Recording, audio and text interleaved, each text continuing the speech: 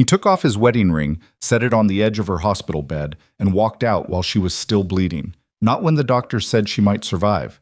Not after the baby was safe. He left while the monitors were screaming, while the nurses were running, while Lucia Viscari, his wife of 6 years, 31 weeks pregnant with his child, was losing blood faster than they could replace it.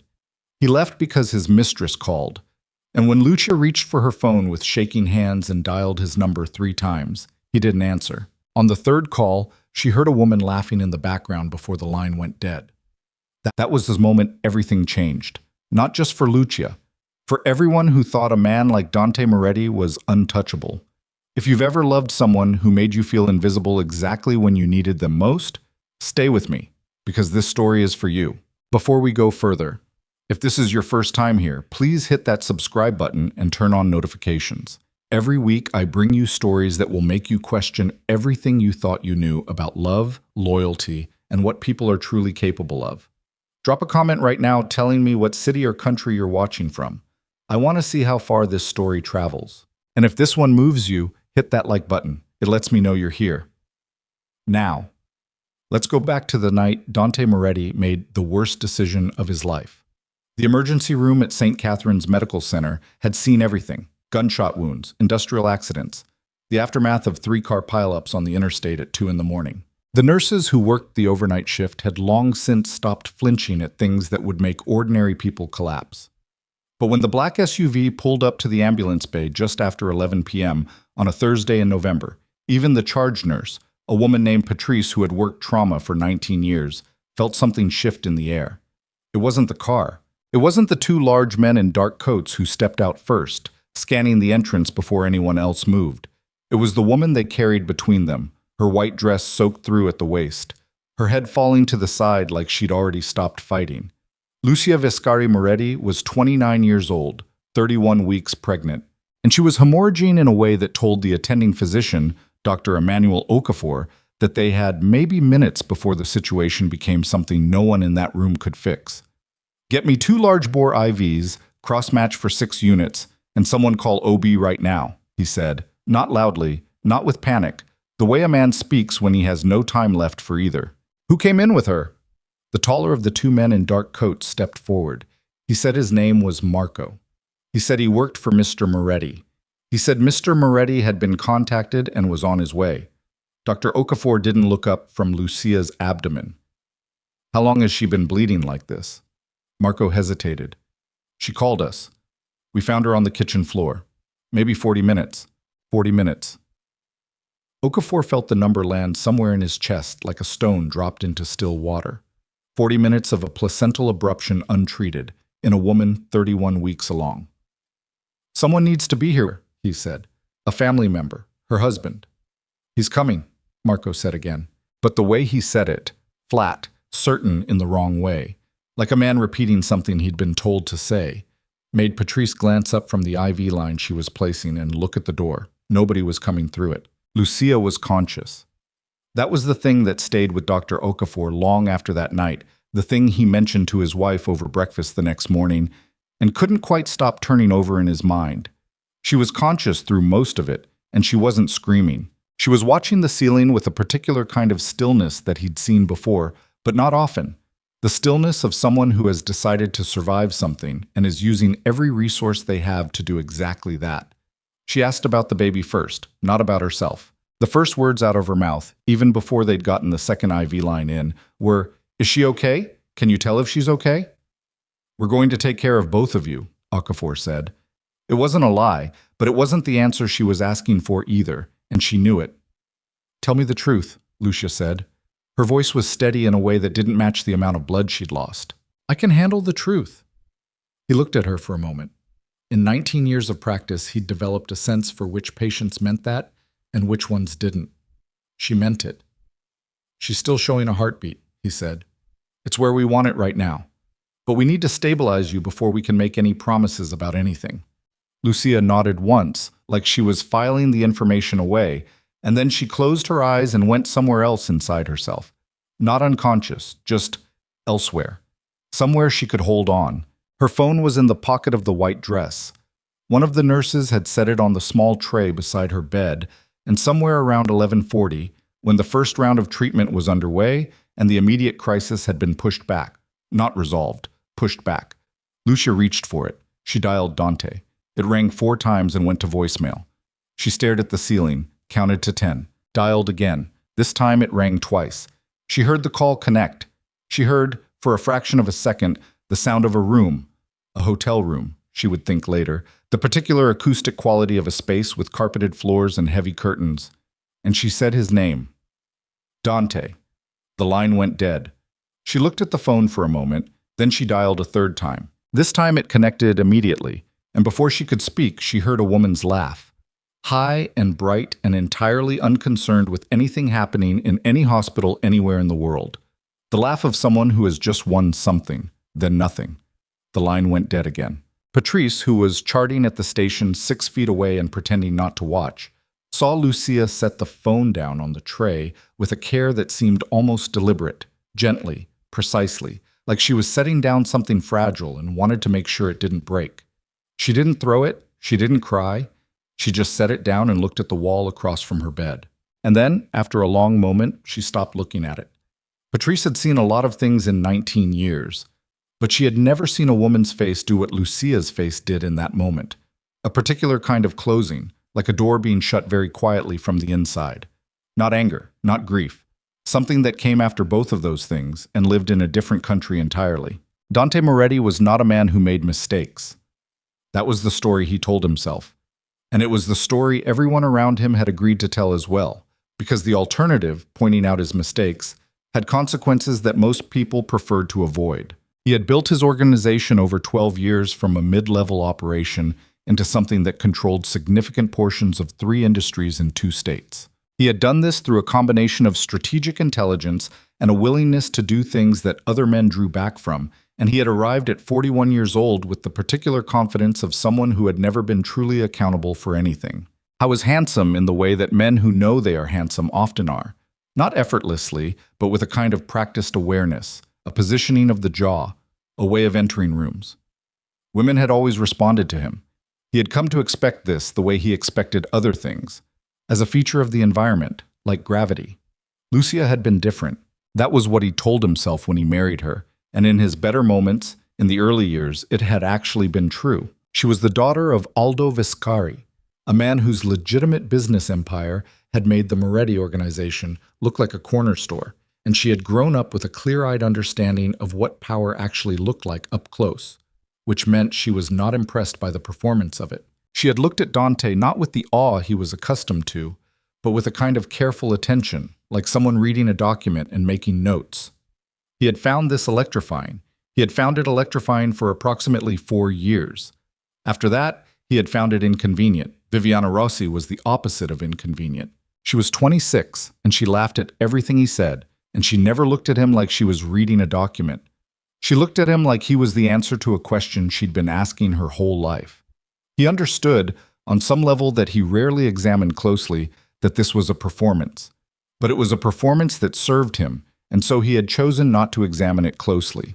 He had been with Viviana in a suite at the Castleton Hotel when Marco called him. His wife had been found on the kitchen floor. She was being transported to St. Catherine's. She was 31 weeks pregnant and losing blood. He had stood by the window of the hotel suite with his phone in his hand and looked at the city below, and felt, for a moment, the particular vertigo of a man who has been living in 2 separate realities and has just been reminded, abruptly, that they occupy the same physical space. Then Viviana had appeared beside him. She was wearing a silk robe and holding a glass of champagne, and she had read his face with the accuracy of someone who had been studying it for 2 years, and she had said, "You're going to leave, aren't you?" It wasn't a question, it had the cadence of a grievance. "Lucia is in the hospital," he said. "She's hemorrhaging. The baby—" "She's always going to be something," Viviana said. "There's always going to be a reason." He looked at her. She had set down the champagne glass, and her expression had changed into something he hadn't seen before, something that sat uneasily on features designed for an entirely different range of emotions.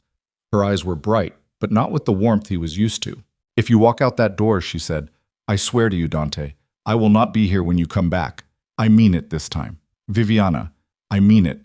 Her voice broke on the last word, and she pressed her hand to her mouth, and her eyes filled, and he watched the tears build and he felt the familiar pull of them, the tug that he had never entirely been able to resist, the particular helplessness of watching a woman cry and knowing you are the reason. I can't keep doing this. I can't keep being second. I can't keep watching you go back to her. If you leave right now, I will... She stopped.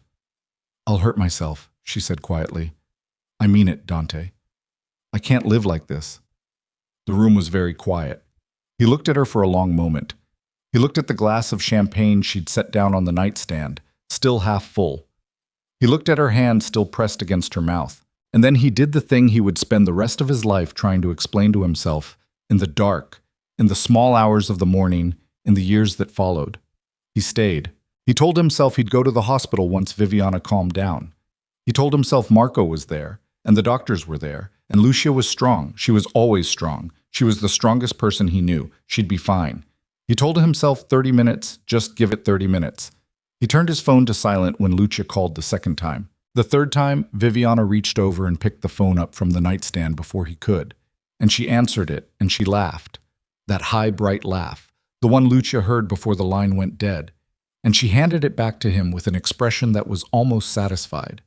He looked at the phone in his hand for a moment. Then he set it face down on the nightstand and went to sit beside Viviana on the edge of the bed. He told himself he would explain everything to Lucia later.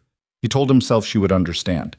He told himself, and this was the part that would come back to him later with the precise cruelty of something designed specifically to cause maximum damage, that Lucia always understood. She always found a way to make sense of things. She would find a way to make sense of this too. What he did not know, in that hotel room, in that hour, was what was happening on the other side of the city. He did not know that after Lucia set her phone down on the tray and stopped looking at the wall, she asked Patrice for a pen. He did not know that she lay in that hospital bed, still on 2 IV lines, still being monitored every 15 minutes, her daughter's heartbeat still fragile and uncertain on the fetal monitor. And she wrote a phone number on the back of a hospital intake form from memory, a number she had not dialed in 4 years, a number that belonged to a man named Gerald Whitmore, who was the senior attorney for Aldo Viscari's private holdings. He did not know that she stared at that phone number for 11 minutes before she picked up her phone again, dialed it, and waited. He did not know that Gerald Whitmore answered on the second ring, even at that hour, because Aldo Viscari's instructions regarding his daughter had been standing for 4 years and had never been rescinded. If she ever called, you answer, no matter when, no matter what. He did not know what Lucia said to Gerald Whitmore in that conversation, which lasted 6 minutes and 14 seconds. He did not know what Whitmore said back. He did not know that by midnight, a series of quiet phone calls had been made to people who did not announce themselves. He did not know that a private medical transport had been arranged, or that a suite had been prepared at the Harrington Institute for Maternal Medicine, a facility so discreet and so well-resourced that most people in the city did not know it existed. He did not know that a specialist in high-risk obstetric hemorrhage was already en route. He did not know any of this because he had turned his phone to silent. He would not know any of it until morning, when he finally walked back into St. Catherine's and found an empty bed, a stripped mattress, and a small tray on the bedside table holding 2 things, his wedding ring, and a document with his name on it, bearing the letterhead of Whitmore, Cass, and Olensky, attorneys at law. He stood at the edge of that empty bed for a long time. The morning shift nurse, a young woman named Dessa, who had only been working the floor for 8 months and did not yet have Patrice's talent for invisibility, made the mistake of looking at him too directly. He turned and asked her where his wife was. She said she wasn't able to share that information. He asked again, with a different quality in his voice, the kind of quality that usually produced results. She said she wasn't able to share that information, sir. She said it without flinching. Later, she would tell Patrice about it, and Patrice would nod and say, Lucia Viscari revoked his access before she left. She would say it in the same tone she used for clinical facts, because by then, that was what it was. A clinical fact, entered into a chart, binding and documented and real. But in that moment, standing at the empty bed with his wedding ring in his hand, Dante Moretti did not yet understand what had happened. He understood that Lucia was gone, understood that she had taken their daughter, still unborn, still fighting, still 31 weeks along in a body that had nearly given out, somewhere he did not have access to. He understood that the document on the tray was a legal filing, and that his name appeared in it not as a husband but as a respondent. What he did not understand yet What he would spend months beginning to understand, in the slow and grinding way that certain truths make themselves known, was that Lucia had not disappeared. She had simply decided. In that emergency room, in the hour after the third call went dead, Lucia Viscari had looked at the wall beside her hospital bed and done something she had never done in 6 years of marriage. She had looked at the life she was living and asked herself, with the flat precision of someone calculating a bridge load, whether it could hold, and she had concluded, quietly and without drama, that it could not. She had not left in anger. She had not left in grief. She had left with the methodical care of a woman who has decided that her survival and her daughter's survival require the complete removal of a particular variable. She had made 3 calls and received none in return. That was enough data. Dante stood at the empty bed with the ring in his hand and felt, for the first time in as long as he could remember, that he did not know what came next. He had been wrong before. He had made miscalculations. But they had always been the kind of mistakes that could be managed, corrected, absorbed into the ongoing narrative of a man who controlled things. This was different.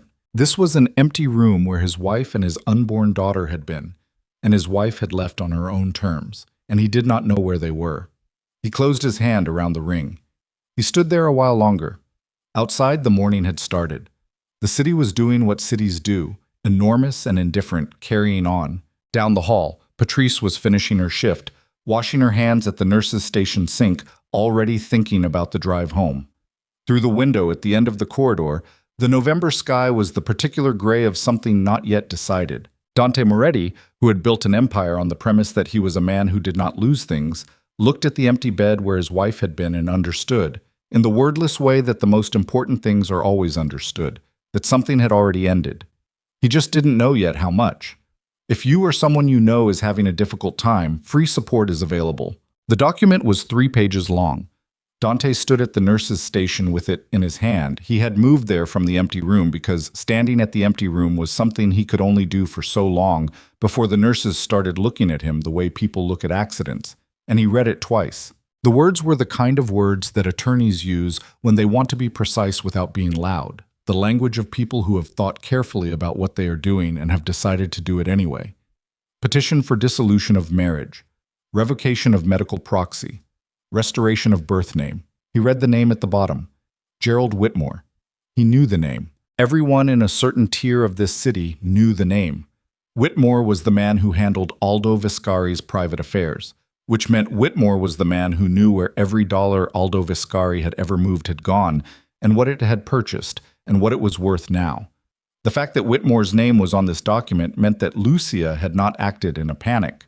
Panic was reaching for your phone. Panic was calling a friend, a sister, someone nearby. Calling Gerald Whitmore at that hour from a hospital bed while hemorrhaging. That was not panic. That was something Dante did not have a word for yet, and the not having a word made something cold settle in the base of his throat. He folded the document, put it in the inside pocket of his jacket, looked at Dessa, who was pretending to chart, and said, "Who authorized the transfer?" She didn't look up. "I'm not able to share that information, sir. I'm her husband." "I understand that, sir." He waited. She kept charting. Understood then that she was not going to give him anything, not because she was afraid of him, and this was the part that registered strangely, the part that didn't fit the usual shape of things, but because she wasn't. She had been told something and she was going to hold it, and his presence in the hallway was not going to change that. He walked out of St. Catherine's into a gray November morning and sat in the back of his car for 4 minutes without saying a word. Marco, up front, did not turn around. After 4 minutes, Dante said, "Get me Whitmore's office address." Marco said, "It's 6:15 in the morning." Dante said, "I know what time it is." He did not go to Whitmore's office. He went home first, because somewhere between the hospital and the car, he realized that showing up at an attorney's office at 6 in the morning with no sleep and dried tension in his jaw was not the move. Not for a man in his position, not with a legal filing already in his jacket pocket. He needed to think before he moved. That was how he'd built everything he had. Think first. Move second. Never let them see you running. He walked into his house, the house he and Lucia had lived in for 4 years, the one with the high ceilings, and the kitchen she'd had renovated twice because the light wasn't right the first time. And the silence of it hit him in a way he hadn't expected. She hadn't been gone 12 hours. The house didn't look different. Her coat was still on the hook by the door. There was a cup in the drying rack beside the sink, rinsed and turned upside down, which meant she'd had tea sometime yesterday afternoon and cleaned up after herself the way she always did. The small, ordinary evidence of a person who had expected to come back. He sat at the kitchen table and looked at the cup for a while. His phone had been on silent since the hotel. He turned the volume back on. 17 missed calls, 2 from Marco, 1 from his mother, 3 from the front desk at his main office building, and 11 from a number he didn't recognize. He listened to the first voicemail from the unknown number. Mr. Moretti, this is Detective Alan Sutter with the Financial Crimes Unit. We've been attempting to reach you regarding a matter we'd like to discuss at your earliest convenience. Please call us back at... He deleted it. Listen to the next one. Same voice, same unit. This one had been left at 2:14 in the morning. He set the phone on the table and looked at it. Financial crimes. At 2 in the morning. The night his wife ended up in the emergency room. He picked up the phone and called his lawyer. His lawyer's name was Fenwick Krall, and Fenwick had represented the Moretti organization for 9 years, which meant he had long since stopped being surprised by early morning phone calls. He answered on the third ring with the particular alertness of someone who had learned to sleep lightly. I need you to find out what the Financial Crimes Unit is looking at, Dante said. No preamble. No good morning. Fenwick was quiet for a moment. Good morning to you too. How's Lucia? I need that information today. Another pause, longer. Dante, how is Lucia? She's been transferred, I don't know where. The silence on the other end of the line was the kind that had texture to it. Fenwick was a man who chose his words carefully, which meant his silences were also chosen. This one said something that he was apparently deciding not to say out loud. I'll make some calls, he said finally. Give me a few hours. I said today. I didn't say a few hours. Dante. Fenwick's voice shifted slightly. Not hard, not soft. The tone of a man who is about to say something he knows won't land well and is saying it anyway. There are things you need to understand about how this morning is going to go. The financial crimes inquiry, if it's what I think it might be, is not something you want to respond to quickly. Fast is how people make mistakes, and you cannot afford mistakes right now. You have a legal filing in your pocket from Whitmore's office, you have detectives leaving messages at 2 a.m., and your wife is in a hospital somewhere without you. You need to be very deliberate. I'm always deliberate. You were at the Castleton last night. Dante said nothing. I'm not asking, Fenwick said. I already know. And if I know, other people know. That's the situation you're in. So let me make my calls, quietly. And you sit down and eat something and do not contact Whitmore's office until I tell you to. The line was quiet for a moment. Fine, Dante said. He hung up and looked at Lucia's cup in the drying rack and did not eat anything. His mother arrived at 9. Claudia Moretti was 63 years old and had the bearing of a woman who had decided early in life that she was not going to apologize for taking up space. She had outlasted 2 of her husband's business partners, 1 federal audit, and a period in her late 40s that she never discussed, and she had come out of all of it with a particular kind of armored calm. She walked into her son's kitchen, set her bag on the counter, and looked at him sitting at the table with yesterday's clothes and a cold expression. I heard, she said. How did you hear? Marco. She filled the kettle without asking. How bad? She's stable. The baby is still... He stopped. I don't know. I don't have access. You don't have access. His mother repeated the words in a tone that was not quite flat and not quite sharp. Something in between. To your own wife. She revoked it. Claudia turned from the kettle and looked at him. She had a way of looking at him that he'd spent his whole life trying to decode. The particular maternal combination of knowing everything and saying only a fraction of it. She revoked it from a hospital bed. Yes. While you were with Viviana. He didn't answer. Dante. She said his name the way she had said it when he was 15 and had done something that had consequences. The tone that meant she had already calculated the damage and was deciding how much of it to give him at once. Look at me. He looked at her. That woman is going to be the end of something, she said. I've been watching her for 2 years, and she has been building towards something, and I have been trying to tell you, don't start. I'm not starting. I finished starting 6 months ago. This is me telling you what I see, which is my job as your mother and the only person in your organization who will tell you the actual truth. She set 2 cups on the table. sat down across from him. Viviana called you away from your bleeding, pregnant wife. She did that. She said she was going to hurt herself. The silence that followed was a particular kind of silence, the kind that comes after a statement that is too large for the room. His mother looked at him for a long moment without blinking. Then she said very carefully, "And you believe that?" She was crying. Dante. His mother leaned forward slightly.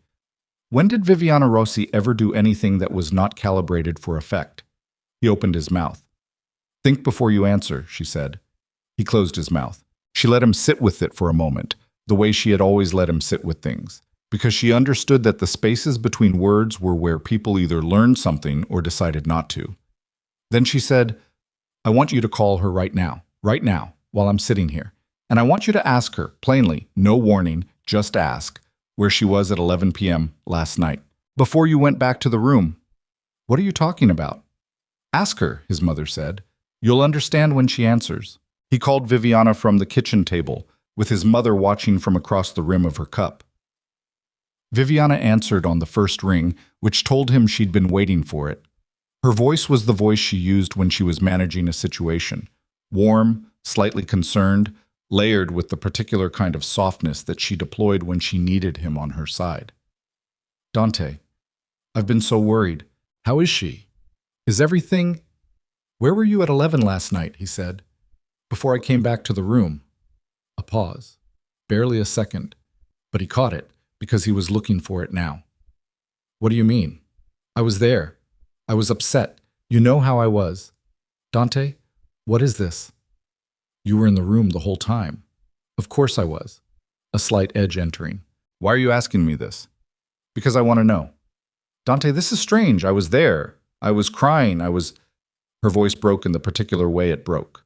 The precise place. The familiar fracture line. "I was terrified you were going to leave. That's all this was." He looked at his mother. His mother's face said nothing. "Viviana," he said, "did you call Marco last night?" The pause this time was longer, half a second too long. "Why would I call Marco?" "That's not an answer." "Dante, I don't understand what— Did you call Marco last night?" Another pause, the warm tone shifting into something different underneath it, something like calculation showing through. "I may have tried to reach someone. I wasn't feeling well, and you called Marco," he said, "to find out when Lucia went to the hospital." The line went quiet. "Because you didn't know yet," he said. "The pieces arriving in the wrong order, the way they always did. Not all at once, but one by one, each one slightly worse than the last. You called Marco, and Marco told you what was happening, and then you called me crying, Dante, after you already knew she was in the emergency room. That's not— Was any of it real?" He didn't raise his voice. That was the thing his mother would tell Fenwick about later, the details she kept returning to. He didn't raise his voice at all. He said it like a man asking the temperature outside. "Was any of last night real?" The line went quiet for a long moment. Then Viviana said, with a kind of naked directness that he'd never heard from her before, the tone of someone who has decided the performance is over, "You chose to stay." "What?"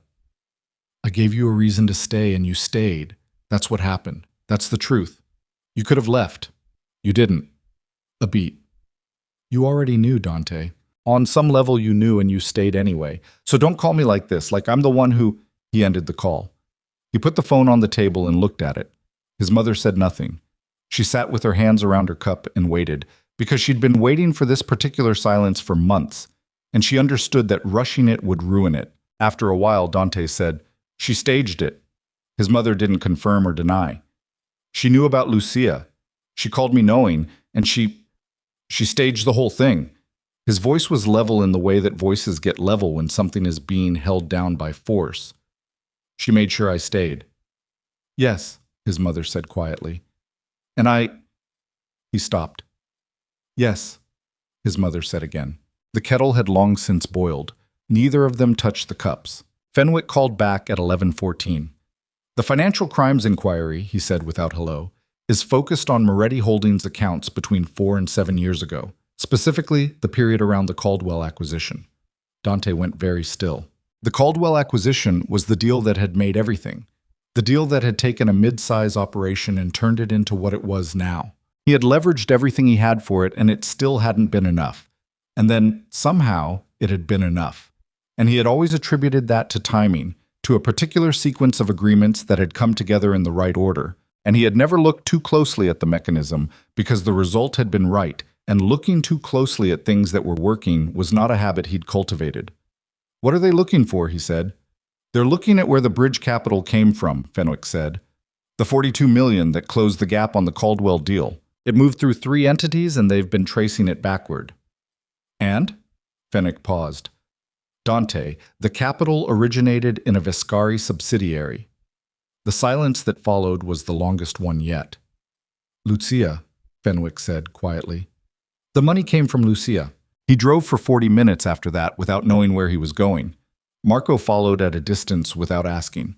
At some point, Dante realized he was on the highway heading east, which was the direction of nothing in particular, and he took an exit and sat in a parking lot behind a pharmacy and looked at the steering wheel. $42 million. He had built his empire on $42 million of Lucia's money, and she had never said a word. She had watched him stand in boardrooms and take credit for the Caldwell acquisition, and she had never said a word. She had watched him become the man his organization believed him to be, and she had absorbed the cost of that. And she had never, not once, asked for anything back. He thought about the first years of their marriage, when he had been so certain that she needed him. When he had organized his own understanding of their relationship around that certainty. She had given up her social life, her connections, her proximity to her father. She'd told him once that Aldo had opposed the marriage, that there had been a real estrangement over it, real silence between them for years.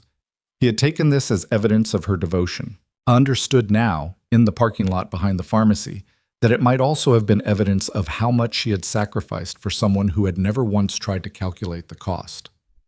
His phone rang. He looked at the screen. An unknown number, different from the detective's. He answered it on the off chance it was anything to do with Lucia or the baby. It was a woman's voice, calm, professional. "Mr. Moretti, my name is Renata Souza. I'm calling on behalf of Gerald Whitmore. Mr. Whitmore has asked me to confirm that your wife and daughter are both currently receiving appropriate medical care." Daughter. The word landed somewhere precise. The baby was... "Your daughter is still in utero, Mr. Moretti. She has not yet been delivered. I'm simply confirming that both are stable at this time." He exhaled slowly, without meaning to. "Mr. Whitmore also asked me to inform you," Renata Souza continued in the same unaffected tone, "that any attempt to obtain Mrs. Viscari's location through unofficial channels will be treated as harassment under the relevant statutes and documented accordingly." Mrs. Viscari, not Mrs. Moretti. The name change was already in place. "Is she..." He stopped. What was he going to ask? "Is she okay? Is she angry? Does she hate me? Is there a message she wants me to have?" A brief pause. "Mr. Whitmore said you might ask that." Another pause. "Mrs. Viscari has no message at this time." The line went dead. He sat with the phone in his hand. Outside the pharmacy, a woman was loading grocery bags into a minivan with the focused efficiency of someone who had 6 other things to do today. A man walked past with a dog on a short leash. The ordinary world continuing. His daughter. Somewhere in a hospital he didn't know the name of, fighting to stay in a body that was fighting to keep her, attended by people he hadn't chosen, in a room he didn't have access to. He had done this. He had made exactly one choice, at exactly the moment when it mattered most, and it had produced exactly these results. And there was no version of the next few hours in which that was not the truth. For the first time in as long as he could remember, Dante Moretti sat in a car and felt the specific, unfamiliar weight of having no move to make. Marco, up front, said nothing. He had worked for Dante for 11 years. He knew the difference between the silences that wanted company and the ones that didn't. This was the second kind. Outside, the November sky was doing what it had been doing all morning, staying gray, staying low, committed to its own particular mood with a thoroughness that felt, in the moment, almost personal. Dante put the car in drive. I didn't know where he was going, but staying in the parking lot was finished, and the hospital was closed to him, and the hotel was a place he was not going back to, and the house had Lucia's cup in the drying rack and he couldn't look at it anymore. He drove, and somewhere across the city, in a room she had chosen, in a facility whose name was not on any directory he had access to, Lucia Viscari lay in a bed with two IV lines in her arm and her phone face up on the tray beside her, and she did not wait for it to ring. She already knew it wouldn't be him. She had known that since the third call went dead. What she was waiting for now was something else entirely.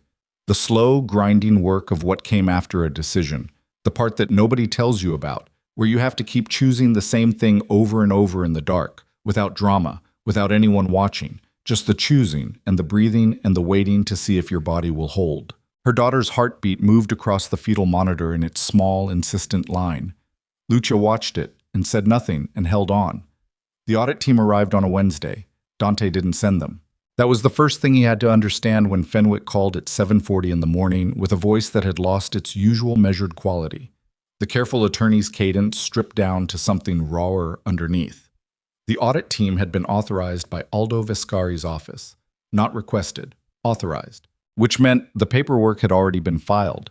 The access had already been granted through corporate channels that Dante had no mechanism to block. And the four people who walked into Moretti Holdings' main office building on a Wednesday morning with laptops and document request forms were not there because anyone had asked them to come. They were there because someone had decided they should be. How is this possible? Dante said. He was standing in Fenwick's office, which was on the 14th floor of a building downtown with a view of the river that Fenwick had never once looked at in the 9 years he'd worked there. We have privacy agreements. The Caldwell acquisition created a co-investment structure, Fenwick said. He had a yellow legal pad in front of him covered in handwriting, and he was looking at it rather than at Dante. The terms of that structure gave Viscari's holding company certain oversight rights, rights that were never exercised. He paused. Until now. Those rights were dormant. They were dormant because nobody chose to activate them. Fenwick set down his pen. Aldo Viscari has chosen to activate them. Dante stood very still. Aldo Viscari has not spoken to Lucia in 4 years. Apparently that's changed. The room was quiet. Through the window, the river was gray and moving, the way rivers move in November. Not urgently, just continuously, the way things move when they have no reason to stop. What are they looking for? Dante said. Fenwick picked up his pen again. A habit Dante had noticed over the years. Fenwick held a pen when he was organizing his thoughts, the way other people held coffee. At this point, everything. Full forensic review of all accounts touched by the Caldwell capital. Transaction histories, approval chains, signatory records. He paused. They're particularly interested in 2 accounts that were opened inside the organization in the same quarter the Caldwell deal closed. What accounts? Fenwick looked up from the pad for the first time. Accounts that have your mother's name on them. He called his mother from the car. Not from Fenwick's office, not from the sidewalk. From the car, with Marco up front and the divider window closed, because this was a conversation he did not want to have in a place where sound traveled. She answered on the second ring with the composure she always had, the unshakable morning person steadiness that he had grown up believing was simply her nature and was only now beginning to understand might be something else. They're looking at your accounts, he said. The accounts from the Caldwell period. A pause. Brief. The kind that a person who has been waiting for a call takes when it finally comes. Not surprised, just arrived. I see, she said. Tell me there's nothing in those accounts that connects to the Caldwell capital. She didn't answer immediately. Mother. Dante. Her voice was the same as it always was. That was what undid him. Not a different voice. Not a defensive voice. Not the voice of someone caught. The same voice. There are things about that period that I managed. For the organization. For you. What does that mean? It means the bridge capital required intermediaries. You know that. You knew that then. I knew we had investors. I didn't know... He stopped. His hand on the phone was tight. He could feel the tightness without deciding to feel it. I didn't know it came from Lucia. You weren't supposed to know where it came from. That was the arrangement. What arrangement? Whose arrangement? His mother breathed in slowly. The sound of it came through the phone clearly, the careful, measured breath of a woman deciding how much truth fits in a moment. Lucia came to me, she said, before the Caldwell deal fell apart. She came to me and told me that she had access to capital that could close the gap, and she asked me to manage the transfer so that it moved through appropriate structures and appeared to come from third-party investors. She came to you? Yes. And you agreed? I agreed because the organization needed it, and you were out of options and too proud to ask for help from your wife's family. Her voice took on a small, precise edge. She loved you, Dante. She didn't want you to feel like you owed her. She wanted you to have what you needed without the weight of the debt. That was her choice. He stopped again. The words came apart before he could finish them. You kept this from me for 6 years. We both kept it from you. Don't say we. The tightness in his hand had moved up his arm. Don't put her in the same sentence as you on this. She did something for me. What did you do? Another pause, longer this time. The accounts they're looking at, he said. His voice had dropped to something close to flat. The ones with your name on them. What's in them? Management fees, she said. Standard intermediary compensation. How much?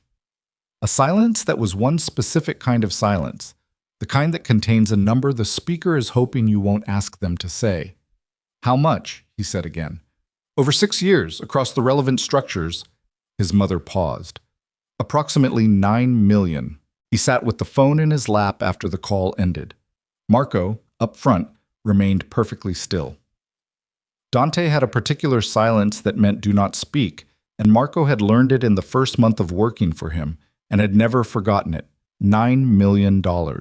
His mother had taken $9 million from the capital that Lucia had provided. Lucia's money, Lucia's sacrifice, the thing Lucia had done quietly and without credit, so that Dante could stand in boardrooms and feel like the man who built something. And she had routed it through management fee structures into accounts with her own name on them. And Lucia had known. She had to have known. She had access to every layer of that structure because the capital originated with her. She had watched Claudia Moretti extract $9 million from her gift to her husband, and she had never said a word. He thought about that. He sat in the car and turned it over in his mind the way you turn over something heavy when you're not sure if you want to see the other side. Lucia had known about the fees. She had watched his mother take from the structure she'd built, and she had not said anything to Dante about it, and the only reason she would not say anything was if she had decided that saying something would cause more damage than absorbing it. She had decided that the cost of telling him was higher than the cost of paying it herself. She had protected Claudia from him. She had protected his image of his mother from him. She had carried that particular weight on top of everything else for 6 years, and she had never put it down on a table between them. He pressed the heels of his hands against his eyes for a moment. The pressure was useful. It organized the inside of his skull into something he could navigate. Then he said, "Take me to the office." The audit team had set up in the third-floor conference room. Dante walked past the glass wall on the way to his own office and looked in without stopping. 4 people around the table, 2 men and 2 women, middle-aged, the kind of professionals who wear their competence like a coat they've had for years. Laptops open, document boxes stacked along the wall. The particular organized quiet of people who know what they're looking for and are going to find it. One of them looked up as he passed. She didn't acknowledge him. She looked back at her screen. In his office, he found his head of internal operations, a man named Briscoe, waiting. Briscoe had been with the organization for 8 years, which was long enough to know which situations required waiting in the boss's office rather than calling. "Tell me what they've requested," Dante said, hanging up his coat. "Full transaction records 2018 through 2021. All signatory authorizations above 50,000. All third-party investment documentation for the Caldwell period." Briscoe held a tablet with the request list on it and didn't look up from it. They also requested personnel files for anyone with financial authorization access during that period. "That's a broad ask." "Yes." "What's our obligation under the co-investment agreement?" Briscoe hesitated. 1 second, maybe 2. "Fenwick says full cooperation. The oversight rights in the agreement are fairly comprehensive." Dante looked at him. "Fenwick says." "Yes." "And what do you say?" Briscoe put the tablet down on the edge of the desk.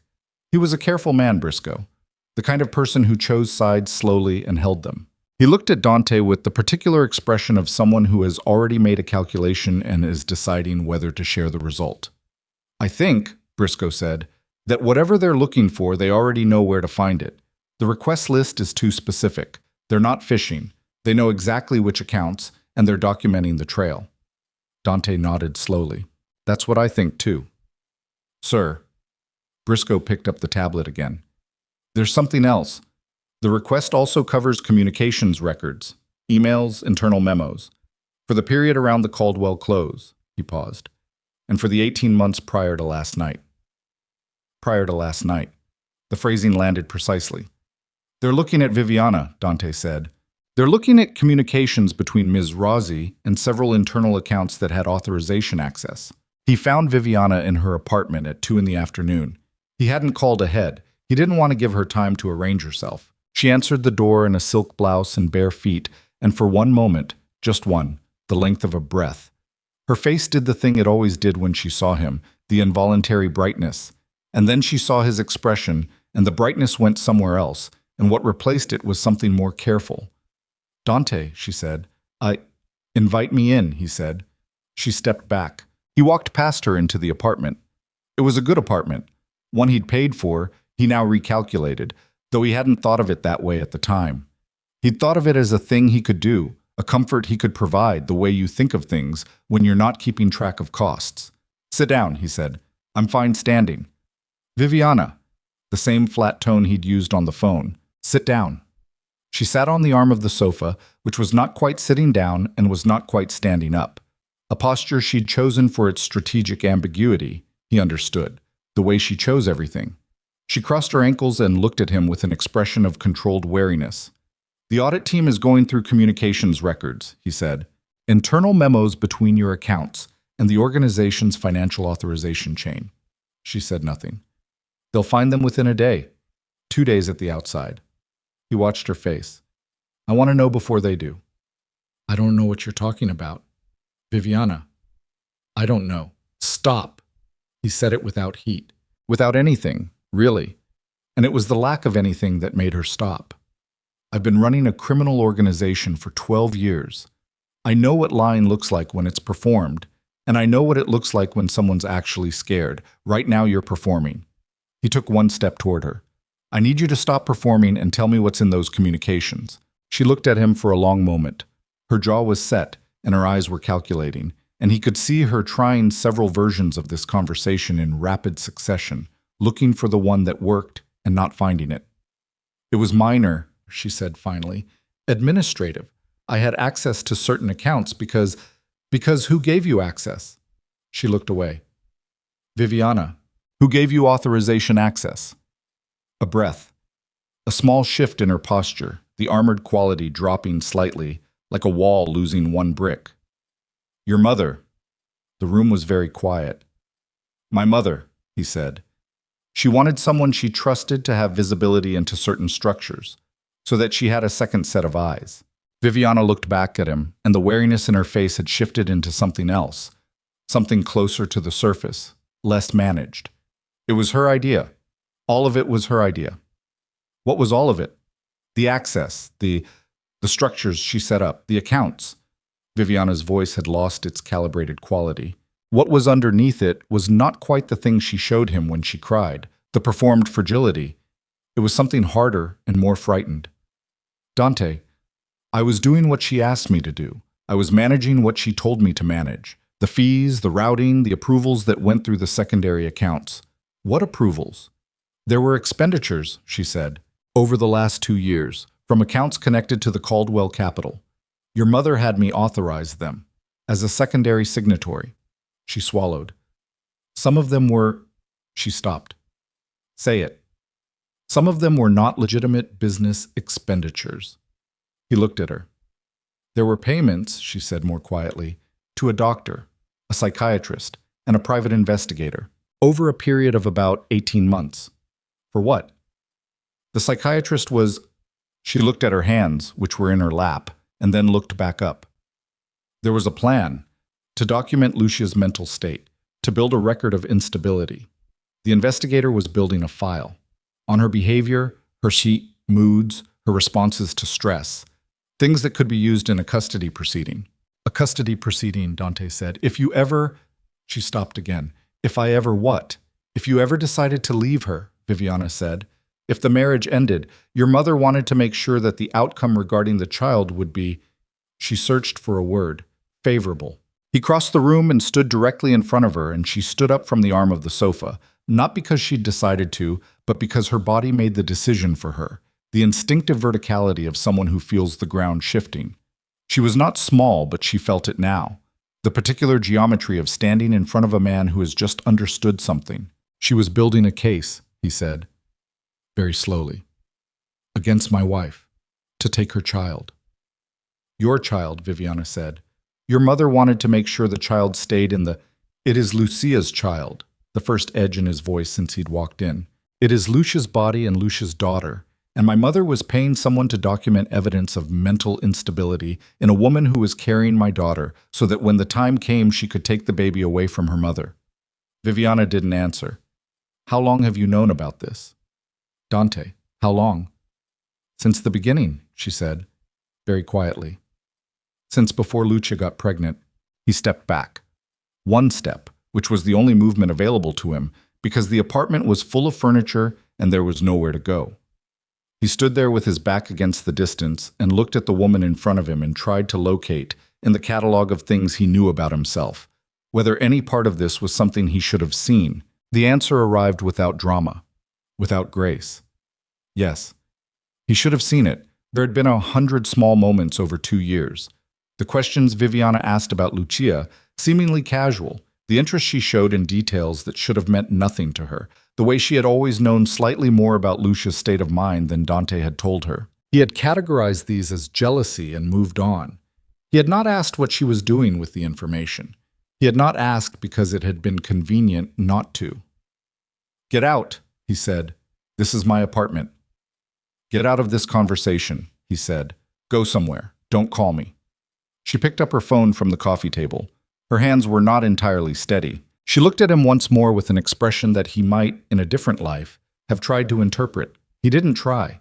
He drove to his mother's house at 4 in the afternoon, and she was in the garden despite the cold because she gardened in winter, deadheading things, preparing beds, the kind of maintenance work that other people didn't see and that she found, he had always understood, genuinely satisfying. She looked up when he came through the gate. She did not look surprised. Come inside, she said. We can talk here. She set down her clippers and straightened and looked at him. November light, low and flat, and his mother's face with all its familiar architecture, the face he'd been reading his whole life. And he realized that he had been wrong about what he was reading, all along, that he had been looking at the surface and accepting it as the whole. The psychiatrist, he said. She didn't flinch. Dante, the investigator, the file on Lucia. His voice was doing something strange, keeping itself level with effort, the way a bridge holds weight through tension in its structure, not through the absence of force. You were building a case to take her daughter from her. I was protecting the family's interests. It's Lucia's daughter. She is a Moretti, his mother said, with a precision that was almost clinical. The first grandchild, the first heir. Whatever happens between you and your wife, that child belongs to this family, and I was ensuring that we had the means to establish that legally. By constructing a false psychiatric record. By documenting what was already there. His mother picked up the clippers again, and then put them back down, and he understood that the gesture was something she'd done to buy a second, one small second, to position what she was about to say. Lucia is not a stable person, Dante. She is the daughter of a man who has been fighting her husband for 6 years through a daughter he claims to have estranged himself from. She provided $42 million to your organization without telling you, which is not the behavior of a balanced person. It is the behavior of someone who loved me more than I deserved, he said. His mother looked at him. Something in her face shifted. Not much, but enough. A small recalibration. She knew about the fees, he said. Your fees. The $9 million you took from the structure she built. She knew, and she never told me because she was protecting your relationship with me. He let that sit for a moment. She protected you from me. That's who she is. His mother said nothing. The audit is going to find all of it, he said. The fees, the psychiatrist payments, the investigator, all of it. And when it does, it's not going to look like you were protecting the family. He looked at her across the dead garden, across the November afternoon, across 63 years of a face he thought he knew. It's going to look like embezzlement and conspiracy, and whatever the legal term is for hiring someone to construct false psychiatric evidence to use in a custody case against a woman who saved your son's life. His mother was quiet for a long time. The cold air between them was very still.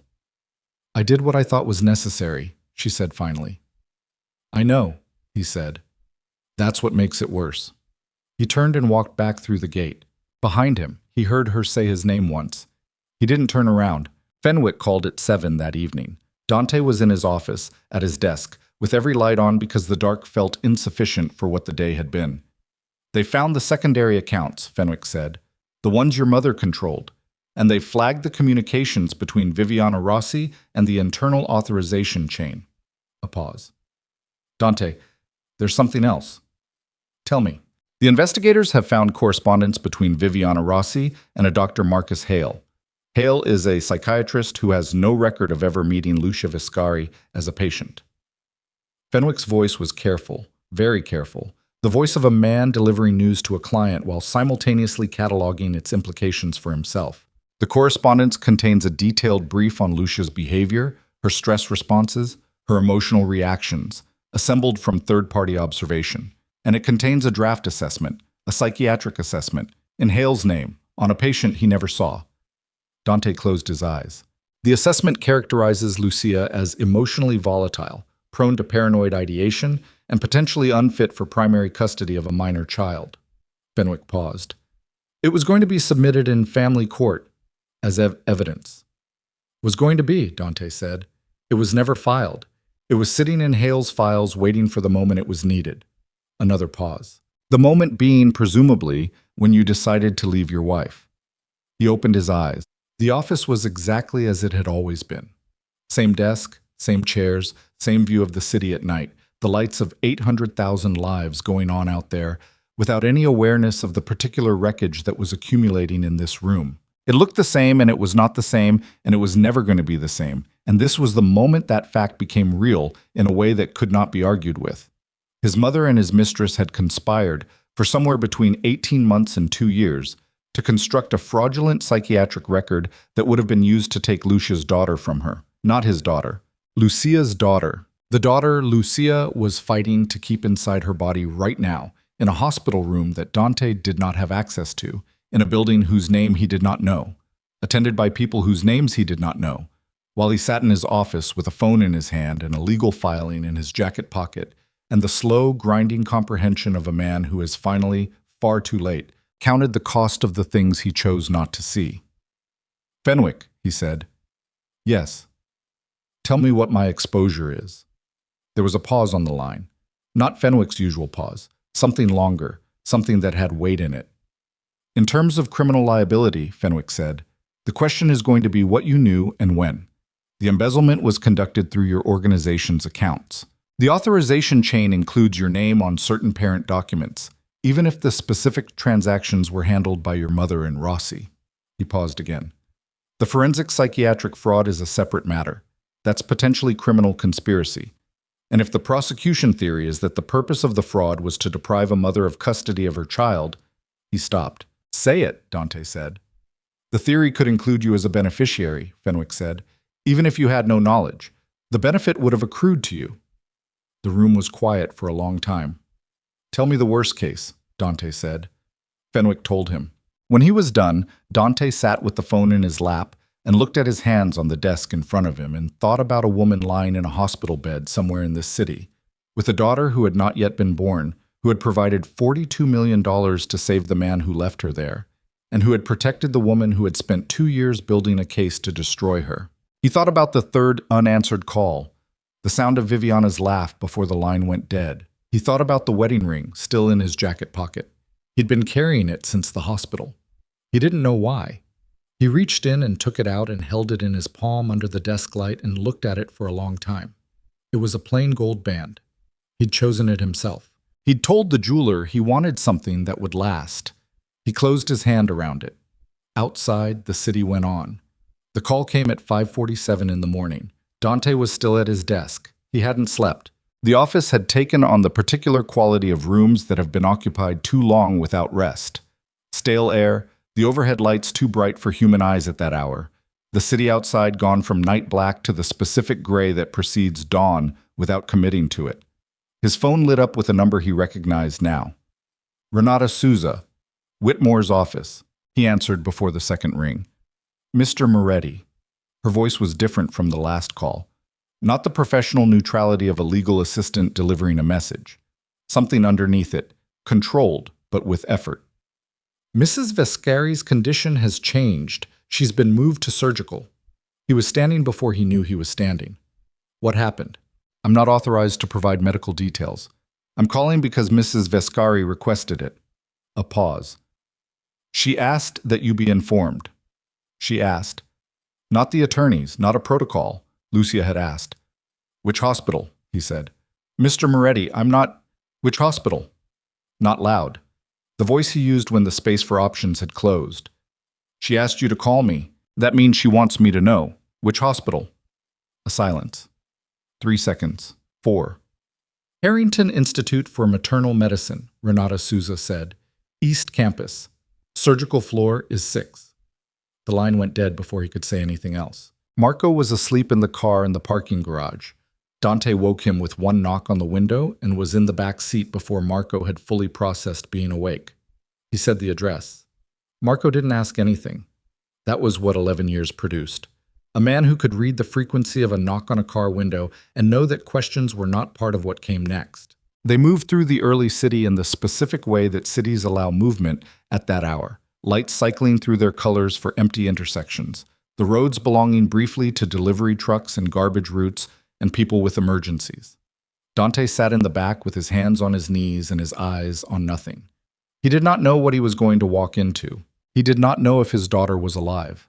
The not knowing was a physical thing. It sat in his sternum like a fist, pushing outward. He had felt fear before, the specific animal fear of real danger, in rooms where outcomes were not guaranteed. But this was different from that. That fear had an object, a direction. You could push back against it. This had no direction. It was just everywhere inside him, pressing at everything. 31 weeks. He knew what 31 weeks meant. He'd read it in the early months. The way you read things when the information is not yet real and you're storing it for later. 31 weeks was early. The lungs were not ready. The systems were not ready. The body knew what it was doing and it wasn't done yet. He pressed the heels of his hands against his eyes in the back of the car. The same gesture as yesterday, the same pressure. It still worked. It still organized things. Marco pulled up to the east entrance of Harrington Institute at 6:12 a.m. The woman at the 6th floor nursing station was in her 50s with reading glasses pushed up on her forehead and the unhurried manner of someone who has seen every variety of human arrival at every hour and has organized her responses accordingly. Mrs. Vescari, Dante said. She looked at him over the counter, not unkindly, but with assessment in it. Name. Dante Moretti. I'm her husband. She typed something, looked at the screen, typed something else. Mr. Moretti, you're not listed as an authorized visitor. She asked for me to be called 20 minutes ago. Renata Souza from Whitmore's office called me. He held her gaze. Check your system. Another moment of typing. She looked at the screen and something in her posture changed. Not much, just a small shift, the adjustment of someone whose information has been updated. One moment. She picked up a phone and spoke quietly into it. He couldn't hear the words. He stood at the counter with his hands flat on the surface and felt his own pulse in his palms. After 2 minutes, a woman in scrubs appeared from a door at the end of the hall. She was maybe 40, with a face that had the particular quality of people who work in high-stakes medicine. Not expressionless, but economy of expression, every resource going where it was needed. Mr. Moretti. She didn't extend her hand. I'm Dr. Nadia Ferris. I've been Mrs. Vescari's attending since her transfer. She looked at him steadily. Your wife underwent an emergency cesarean section 40 minutes ago. The fist in his sternum pushed harder. The placental abruption had progressed, Dr. Ferris said. She'd been stable, but her pressure dropped quickly last night and we moved to surgery when it became clear we couldn't hold it longer. She paused. Your daughter was delivered at 5:19 this morning. She weighed 2 pounds, 11 ounces. He heard the weight the way you hear certain numbers. They enter the brain clearly, but the meaning of them takes a moment to assemble. She's alive, he said. She's in the NICU, Dr. Ferris said. She's intubated and she's going to need a great deal of support over the coming weeks. But yes, she's alive and she's fighting. She paused once more. Your wife is out of surgery. She lost significant blood volume and she's in recovery now. She's conscious. Dante stood very still. Mrs. Vescari asked to see you, Dr. Ferris said. The way she said it contained no editorial, no warmth or coolness. just the fact delivered cleanly. I want to be clear that that is her choice and I will support it. I also want to be clear that she has been through major surgery after days of acute physical crisis, and my priority is her recovery. If she asks you to leave, you will leave immediately. She looked at him. Do you understand? Yes, he said. She turned and led him down the hall. The recovery room was smaller than he expected, lower light than the halls, deliberate, the particular dimness of a space designed to let a body begin the work of coming back. There was a monitor beside the bed and an IV stand with 2 bags running and a nurse in the corner charting, who looked up when they came in and then looked back down, and Lucia. He had not seen her since the night she was brought into St. Catherine's through the ambulance bay in the white dress. He had not seen her since he'd silenced his phone while she called. She looked smaller than he'd ever seen her look. That was the first thing. Not the pallor, not the IV lines, not the shadow under her eyes that told him about the days she'd spent fighting in a room he hadn't known the name of. The smallness. She had always carried herself like someone who took up the right amount of space, who knew where she was in a room. Now she was lying with her shoulders curved slightly inward and her hands on the blanket over her abdomen, and she looked like a person who had given a great deal of herself to something and was currently working out what was left. She turned her head when he walked in and looked at him. He stopped a few feet from the bed. For a moment, neither of them said anything. The monitor beeped its small, steady rhythm. The nurse in the corner existed in the deliberate non-presence of medical professionals who have learned to be furniture when they need to be. She's alive, Lucia said. Her voice was rough. Anesthesia, he understood, and the hours before it. They let me see her before they brought me here for a minute. She paused. She's very small. I know, he said. Dr. Ferris told me. Did she tell you she was fighting? Yes. Lucia looked at him for a moment. Then she looked at the ceiling. She looked like she was angry about the whole situation, she said, which I think is appropriate. He pulled the chair that was beside the bed out slightly and sat down. Not close. The distance of a man who is not sure what distance is right and is erring toward the side that doesn't assume. Lucia, he said, don't. Her voice was quiet, not sharp, just definite. Whatever you were going to say, don't say it here. Not while I have surgical tape on my abdomen and my daughter is on a ventilator down the hall. She turned her head to look at him again. Her eyes were clear despite everything. That was what he would carry from this room for the rest of his life. How clear her eyes were. I called you because she's yours too. That's the only reason. He nodded. And because she stopped, breathed carefully, the way people breathe when breathing requires management. Because I spent 3 days in this place deciding what kind of person I wanted to be when this was over. And I decided I don't want to be someone who kept a man from knowing his daughter was born. She looked back at the ceiling. That decision is about me, not about you. He said, I know. The monitor beeped. The audit, she said. I know about it. Whitmore's team is the one running it. I know. I didn't do it to destroy you. I know that too. She was quiet for a moment. Then, did you know? About the accounts, about what your mother... No. He said it without hesitation because it was the truth, and because in this room, in front of this woman, anything other than the truth was not something he was capable of. I found out 2 days ago. I've been... He stopped. Started again. Fenwick is cooperating fully with the audit. We've given them everything.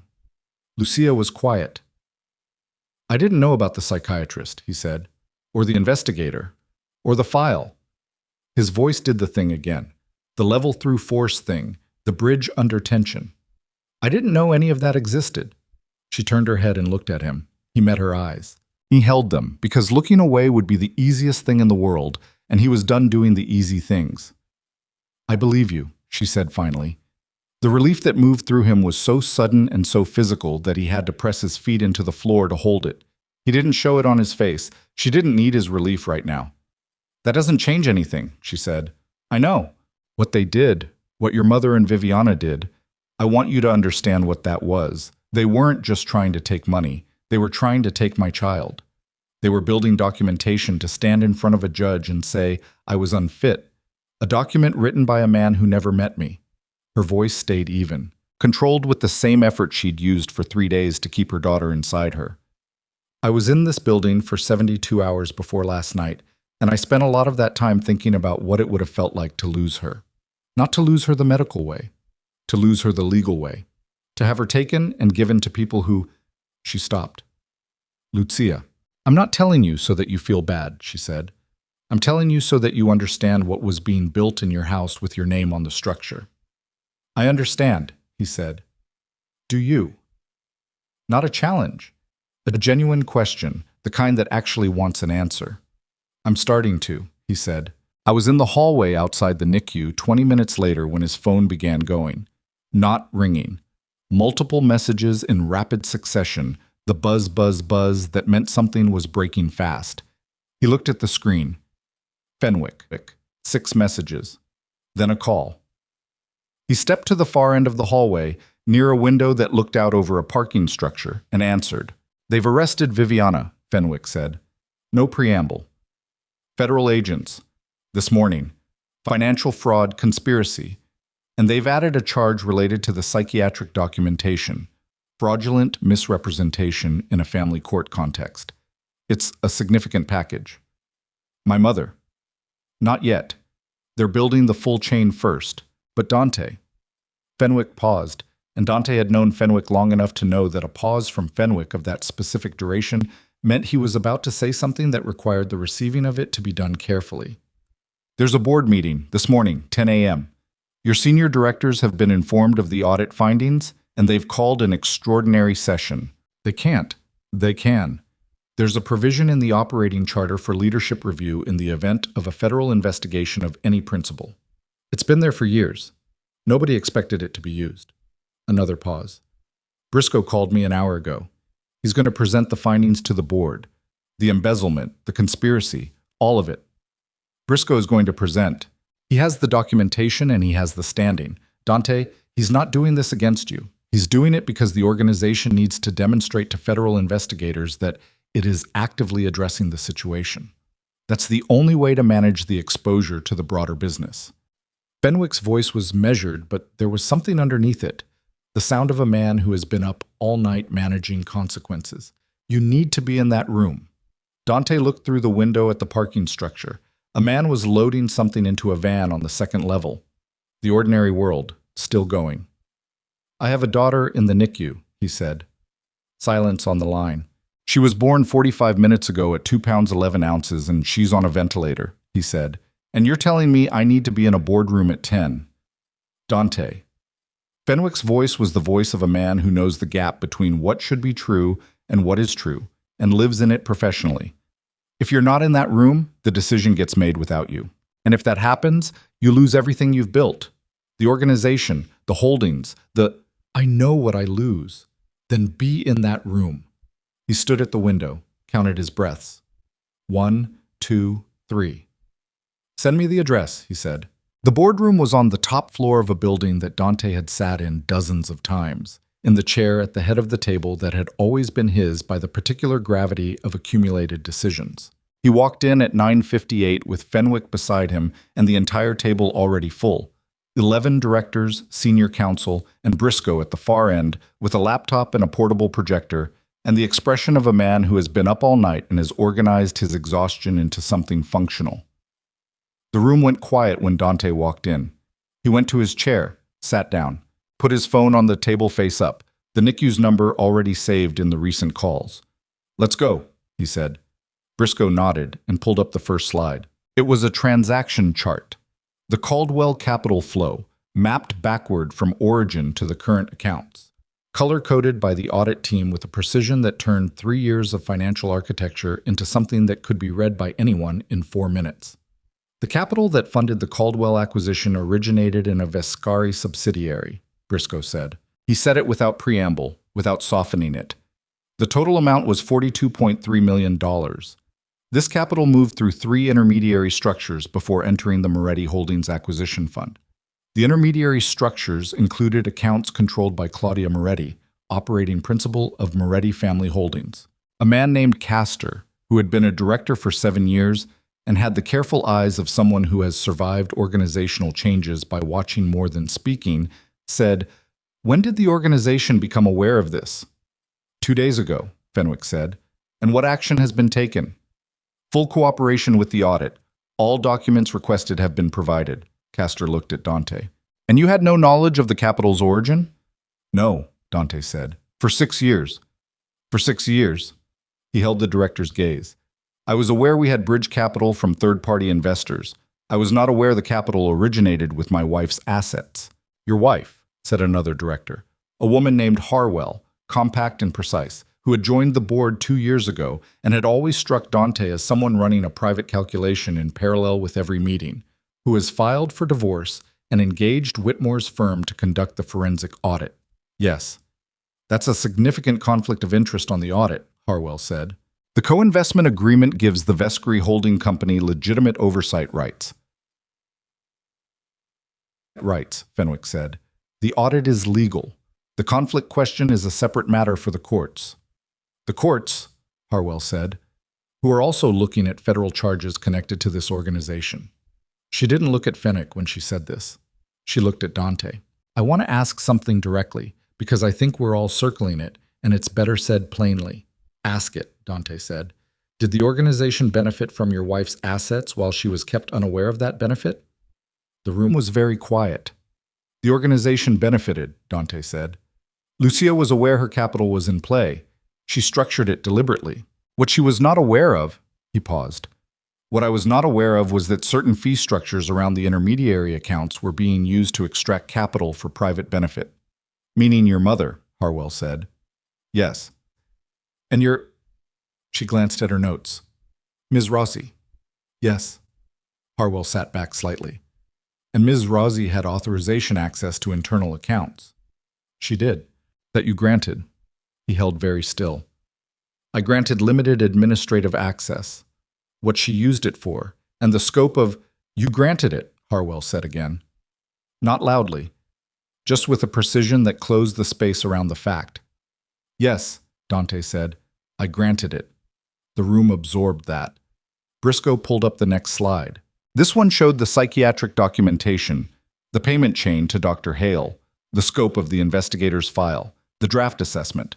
He walked through it in the same factual tone, the tone of a man delivering cargo with no personal attachment to its contents. When he finished, the room was different from what it had been at the beginning of the meeting. The quality of the silence had changed. There were 11 people around that table, and Dante could feel the collective calculation of them, the way a room full of people who have survived in a difficult business calculate things. Not emotionally, not with judgment, but with the cold arithmetic of exposure and outcome. Castor said, I'm going to move that we appoint an independent operating committee to manage the organization's affairs pending resolution of the federal investigation. Harwell seconded it before he'd finished the sentence. Dante looked at them, then at the rest of the table. He could see it. The math had already been done. The votes were already there. This was a room that had made its decision before he walked into it, and had needed the meeting only for the procedural architecture. You're removing me, he said. We're temporarily reassigning operational authority, Castor said, to protect the organization and its members from further liability. This is not punitive, Dante. It's structural. How long? Until the federal matter is resolved and the audit findings are incorporated. Castor held his gaze. It could be 6 months. Could be longer. He looked at the table, at the 11 faces, all of which had various relationships to him, spanning various numbers of years, all of which were doing the same thing, watching without quite looking, the careful not looking of people who are doing something they've decided is necessary and don't want to meet the eyes of the person it's being done to. He thought about his daughter on a ventilator 2 miles away. He thought about Lucia in a recovery room with her hands on her abdomen. He thought about the wedding ring in his jacket pocket and the $42 million and a cup rinsed and turned upside down in a drying rack. He said, All right. Castor nodded. Some of the tension in the room released fractionally. I want one condition, Dante said. What condition? The cooperation with the audit continues. Full cooperation, everything they ask for, no delays. He looked at Castor, then at Harwell. I want that in the resolution. That was already I want it explicit, in the resolution, by name. He looked at them. I want it on record that Dante Moretti requested full cooperation. Harwell wrote something. Done. He stood up, picked up his phone from the table. The NICU number was still in the recent calls. Then I'm going back to the hospital, he said. Nobody said anything as he walked to the door. He paused with his hand on the frame and turned back, once, not because he had something to say, but because the room had held things for 12 years, decisions, deals, the architecture of a life he'd built on a foundation he hadn't looked at clearly. And he wanted to see it once more with everything visible. Then he turned and walked out. I was in the elevator when his phone rang again. An unknown number. He almost didn't answer. He answered. Mr. Moretti, a man's voice. This is Special Agent Torres. We've been attempting to reach you. We need to speak with you about your role in the financial structures identified in the Moretti Holdings audit. A pause. We'd like to do this voluntarily and cooperatively, but we need it to happen today. The elevator reached the lobby. The doors opened onto the marble floor of the building he'd worked in for 12 years. My attorney's name is Fenwick Crowell, Dante said. He'll arrange a time. He paused. This afternoon, whatever time works. He walked out of the building into the November air. The cold hit him flat in the face, clean and immediate. He stood on the sidewalk and breathed it in, once, the way you breathe when you need the outside to come inside you for a moment. He had no empire today. He had a daughter on a ventilator. He had a wife in recovery who had believed him when he said he didn't know, and who had immediately followed that with the information that it changed nothing. He had a federal agent who wanted to talk to him this afternoon. He had a mother who had taken $9 million from the woman who had saved her son, and a mistress who had staged a suicide threat to keep him from his bleeding wife. And both of those women were somewhere in the legal machinery now, and there was nothing he could do about where they landed. He had done all of this. Not the specific crimes. Those belonged to other people. But the conditions, the atmosphere, the particular environment in which those crimes had been not only possible but easy, that was his. He had built it. He had maintained it. He had looked away from what it required him to look away from because looking directly at it would have cost him something, and he had not been willing to pay. He had not been willing to pay for anything. That was the truth at the bottom of all of it, the truest thing. He called the NICU on the way back to the car. A nurse answered, and he said his name, and she said, in the voice of someone giving information they have been cleared to give, Your daughter is stable, Mr. Moretti. No changes in the last hour. She's holding. He got in the car.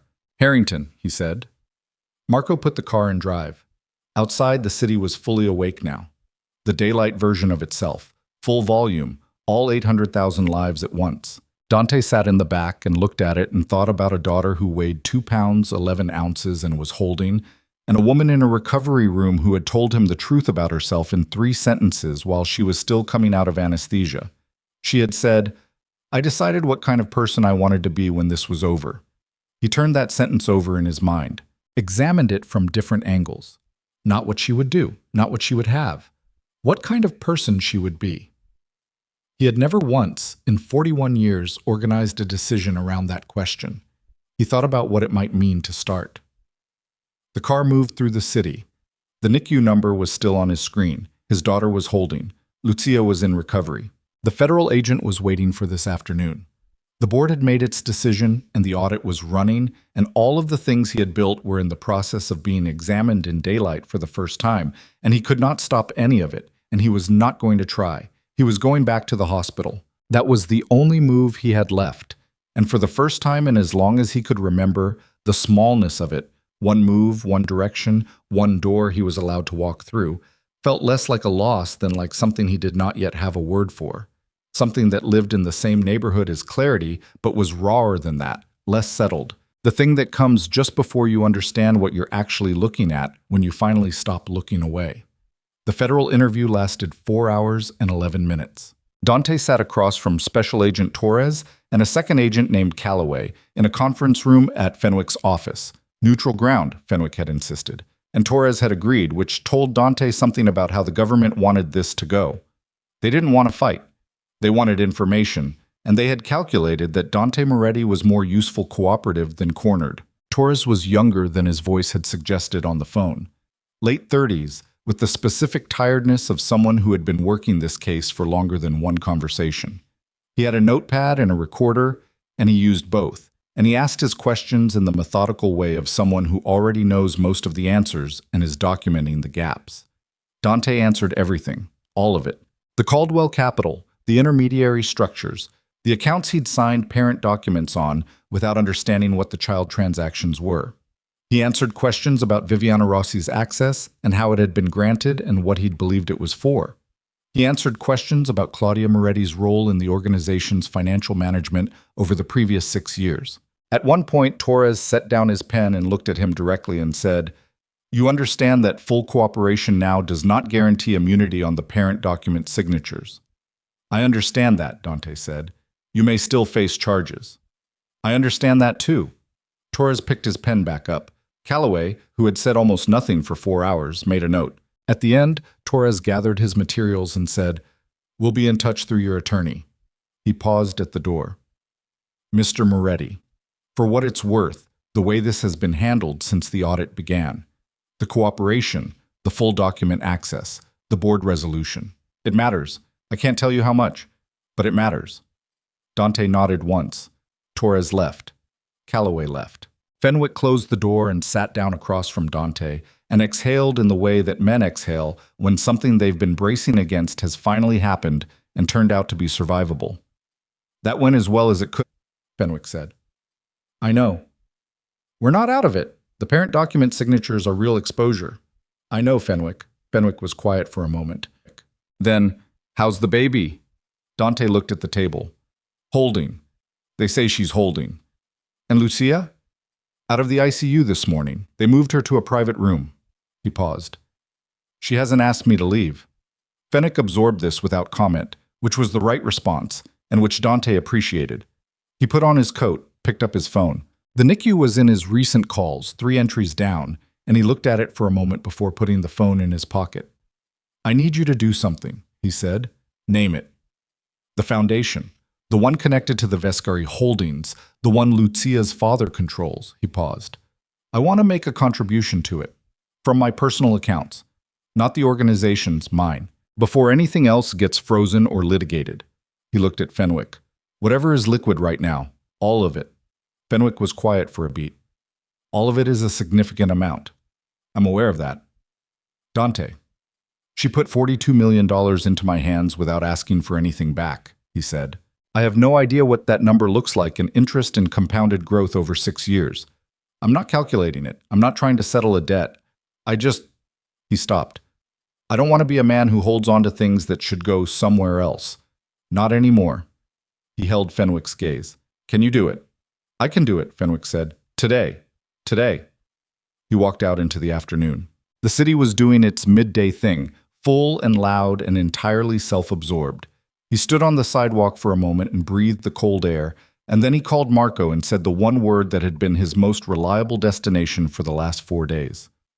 Harrington. Lucia's private room was on the 5th floor, east wing, with a window that faced a courtyard where nothing was growing in November, but where the structure of what would grow in spring was still visible, the bones of it, the planting lines, the trellises waiting. She was sitting up slightly when he came in, which was new from the morning, more vertical. The color in her face still not what it would be, but less of the translucence that had frightened him. She looked at him when he walked in and didn't say anything, which was permission to sit down, and he sat. "She gained 3 grams, Lucia said. They told me an hour ago. 3 grams. He felt the 3 grams somewhere specific. "That's good. They said every gram at this stage is—" She stopped and looked at the window. "They said every gram matters." "I know." She was quiet. He was quiet. The room had the particular silence of a space that has held difficult things and is currently holding something that is not quite anything yet. Not forgiveness, not resolution, not the clear, clean feeling of something completed. Just the 2 of them and the 3 grams and the bones of the courtyard garden visible through the window. "The federal interview was today," he said. "I know. Whitmore's office tracks these things." She looked back at him. "How did it go?" "I told them everything." She held his gaze, searching it in the way she had always searched his face, not for what she wanted to find, but for what was actually there. He had always found this unnerving. He had spent years interpreting it as scrutiny, as criticism, as evidence that she found him insufficient. He understood now that it was simply what careful attention looked like on a person who had learned not to trust surfaces. "Fenwick thinks the parent signatures might still carry exposure," he said. "I know." She paused. "I've asked Whitmore's team to submit a statement to the federal investigation. on your behalf. She said it plainly, as a fact, with none of the weight it could have been delivered with. Documenting the capital transfer, the intent behind it, the fact that you were deliberately kept uninformed. She looked at the window again. You didn't build your empire on stolen money.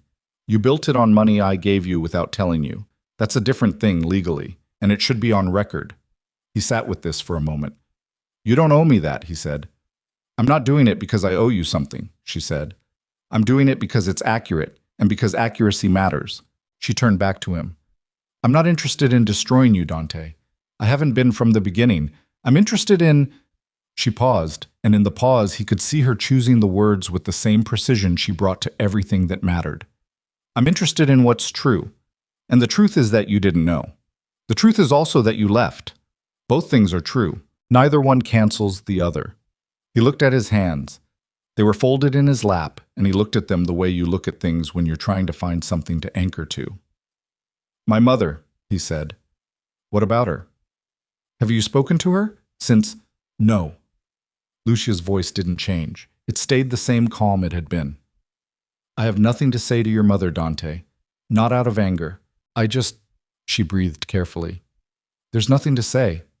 She did what she did from a particular place in herself, and I understand that place, and I'm not interested in spending energy on it. She's going to face charges. I know. For what she did to you. For what she did, yes. A small pause. Don't ask me to feel sorry for her. I can't produce that right now. I'm not asking. She looked at him steadily. What are you asking? He didn't answer immediately. He sat with the question and gave it the space it needed because she deserved an answer that had been actually thought about rather than reached for. I don't know, he said finally. I don't know what I'm asking. I think I'm just... He stopped.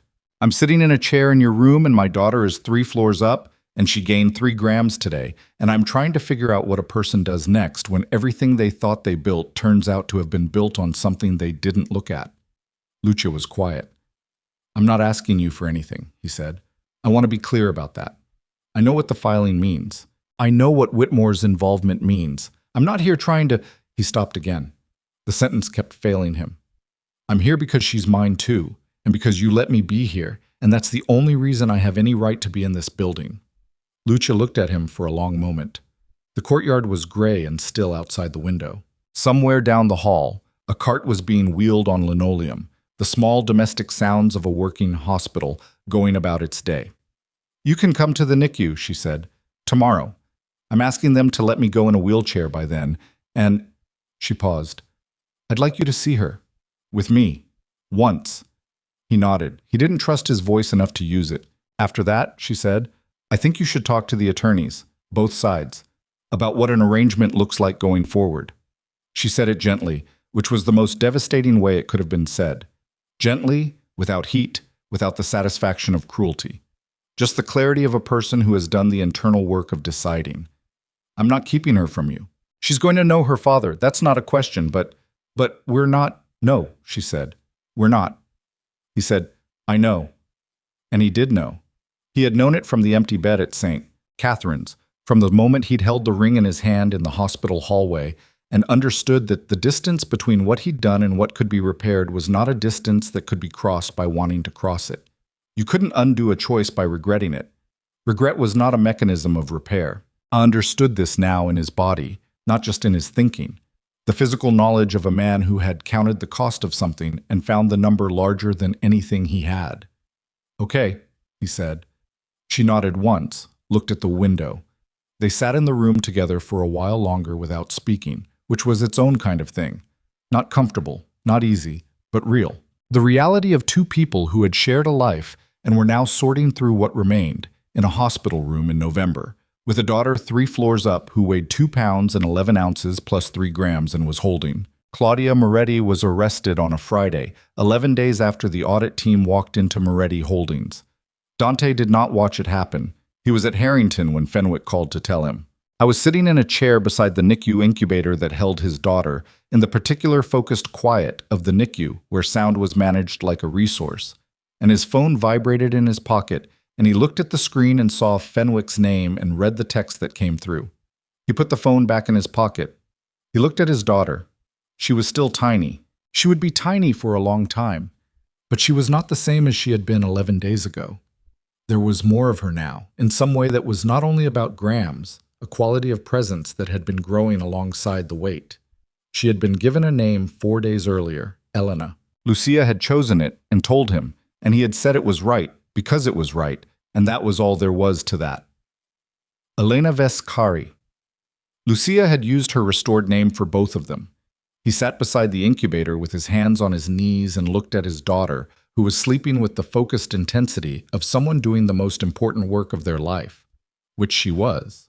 All of her effort was going into the work of becoming, and she was doing it without awareness of the rooms she'd already reorganized, the lives she'd already altered by the fact of her existence. The man sitting beside her, who was in the early stages of a reckoning that would take years, and who was starting it here, in this chair, watching her breathe. He had been charged 10 days ago, 2 counts relating to the parent document signatures, both in the secondary tier of the embezzlement structure. Fenwick said the cooperation and Lucia's statement had reduced the exposure significantly. He might not see prison time. He might. The outcome was in the hands of people and processes that did not care about his history or his intentions, only about what the document said, and he had decided to accept that, not because he had no choice. Fenwick had outlined 3 other approaches, but because accepting it felt like the first honest thing he'd done in a long time, and he was trying to practice honesty the way you practice anything, repeatedly, in situations where it cost him something. He reached out and put one finger against the side of the incubator, not touching Elena. The rules of the NICU were timing and duration of it, just near her, the closest available gesture. She kept sleeping. He kept watching her breathe. Viviana Rossi's trial began in the spring.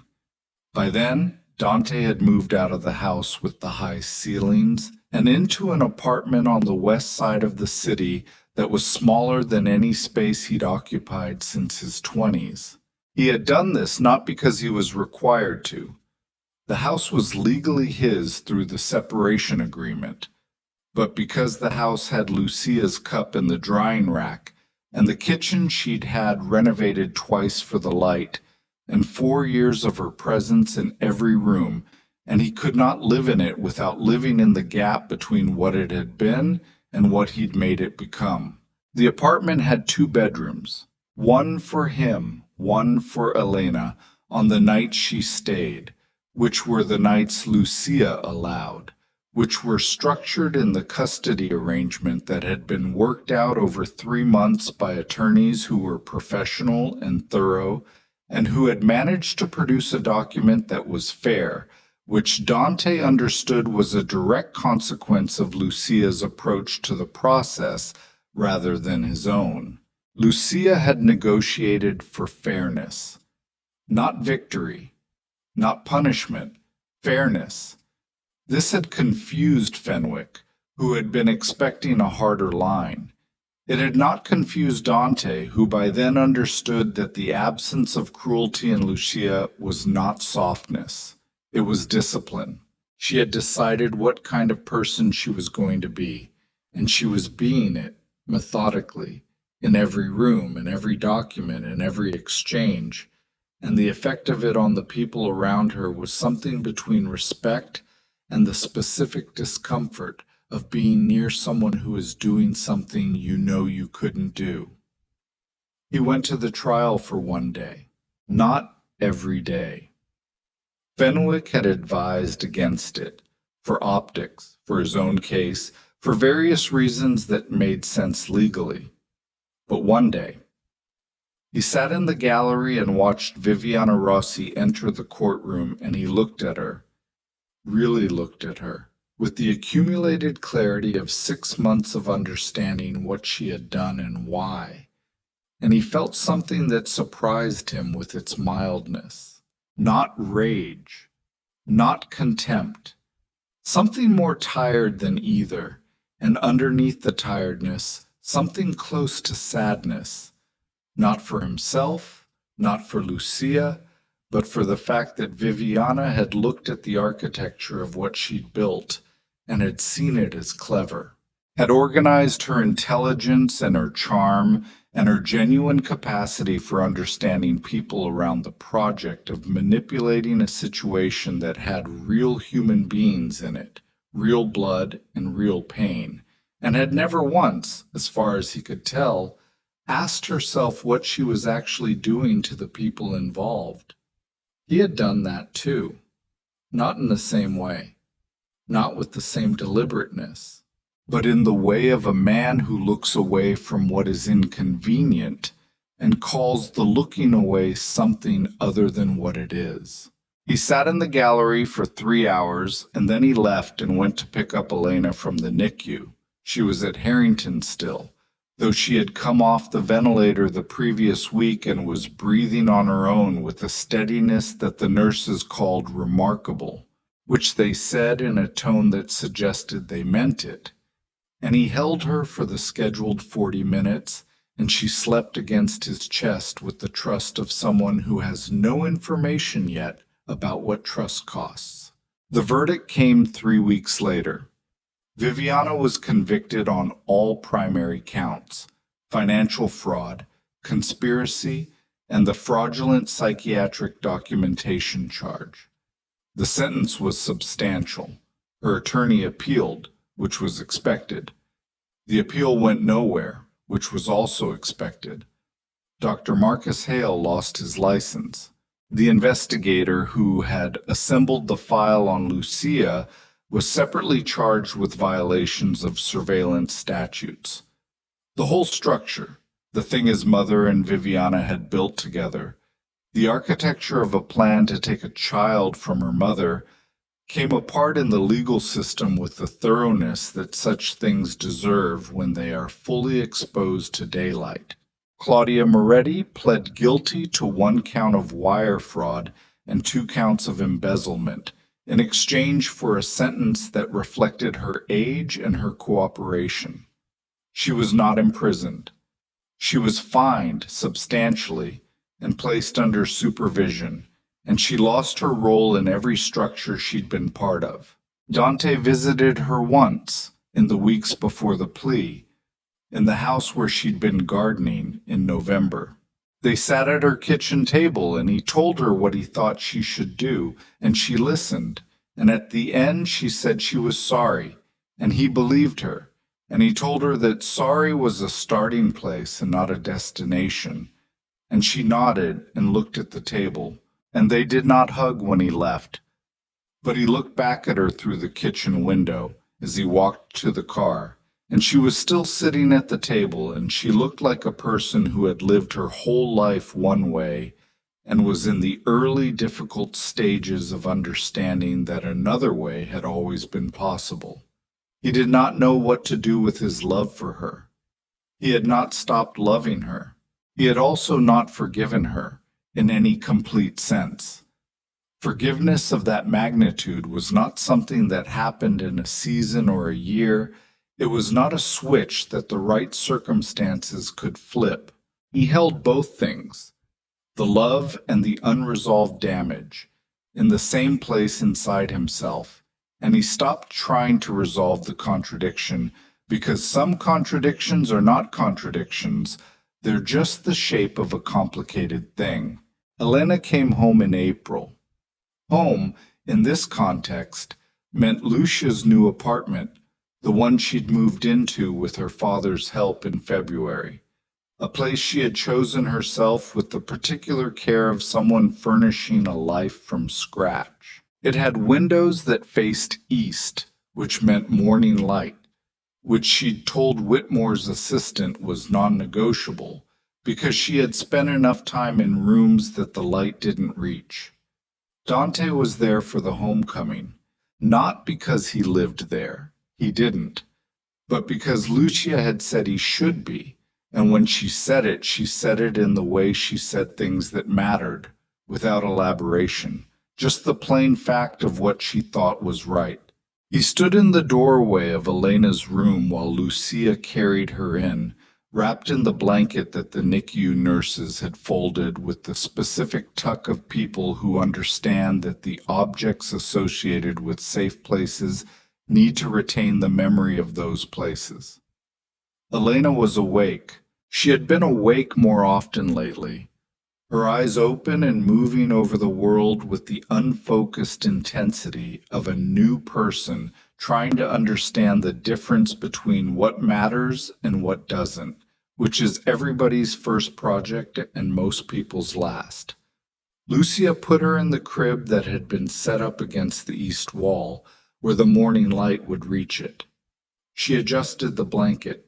She stood over the crib for a moment with her hands on the rail and looked at her daughter, and Dante watched her face in that moment. Not the profile, the full weight of her expression. And what he saw there was not joy exactly, or relief exactly, or triumph. It was something older and quieter than any of those things. It was the face of a woman who fought for something for a long time in a dark room with no guarantees and has finally been allowed to see daylight, and who is absorbing it slowly, carefully, in case it turns out to be temporary. He said nothing. There was nothing to say that would improve the moment, and he was learning, slowly, clumsily, with frequent failures, the difference between moments that wanted words and moments that wanted presence. This one wanted presence. He stood in the doorway. Elena made a small sound, not distress, just the sound of a person recalibrating to new surroundings.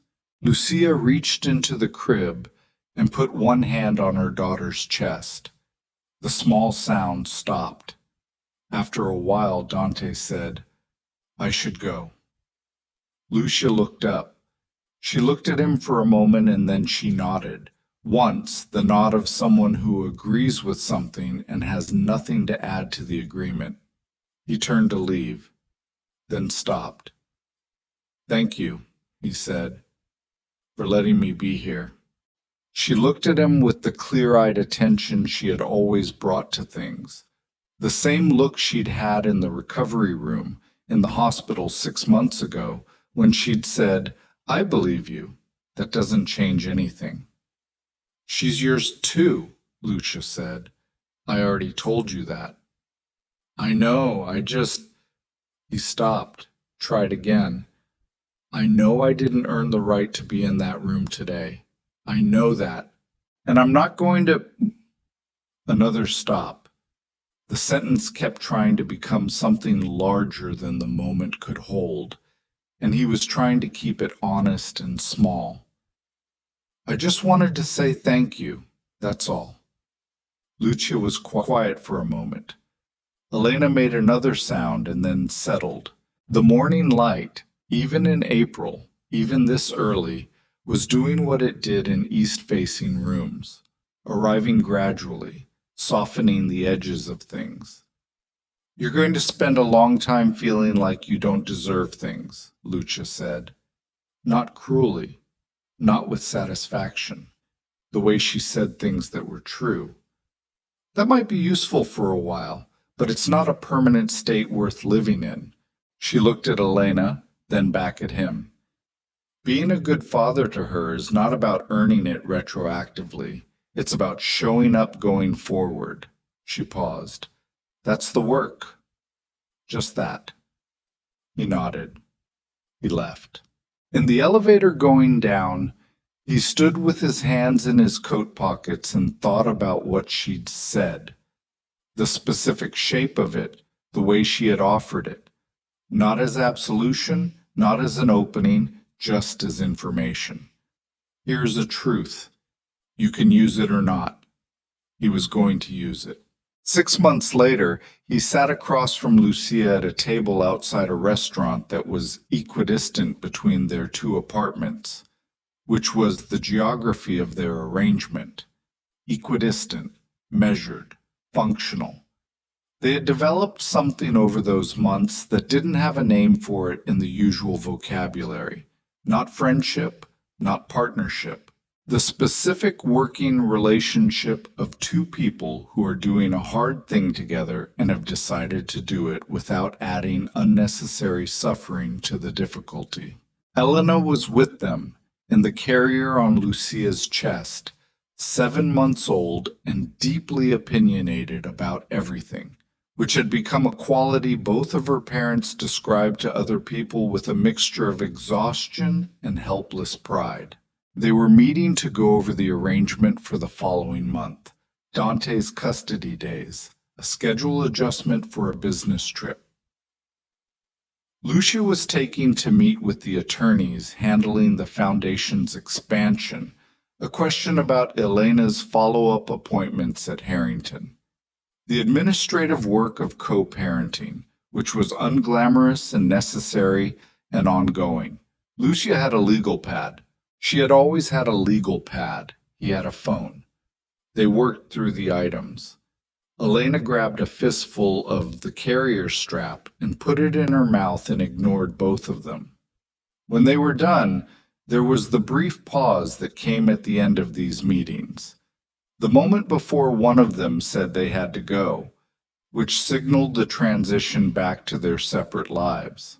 "The Foundation," he said. She looked up. "The expansion to the new city. I saw the announcement." He paused. "It's good. What you're doing, the emergency protocol program, the fund for women who don't have what you had. It's good." She looked at him for a moment, not measuring the sincerity, he thought. She'd done that already, and whatever she'd concluded had determined the shape of the last 7 months. Just taking in the fact of him saying it. "It's the work," she said, simply. "I know, I just—" He stopped before the sentence got away from him again. I was better at this than he had been, the stopping before the unnecessary. "I know."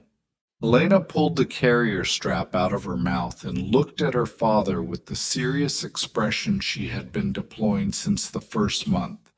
The expression that her NICU nurses had called her resting business face, and which had turned out to be a permanent feature rather than a phase.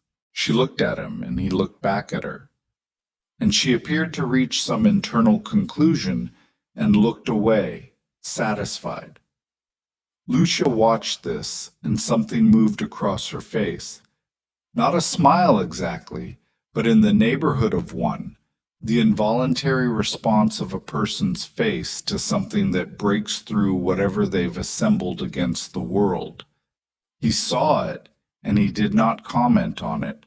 He filed it in the place where he kept things that were not his to use.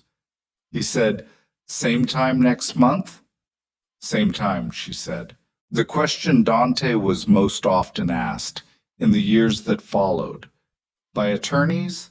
By the therapist he'd started seeing 8 months after Elena's birth, by his mother in one of their careful quarterly dinners, by Briscoe once over coffee when enough time had passed that it felt like something that could be asked, was some version of, "When did you understand how bad it was?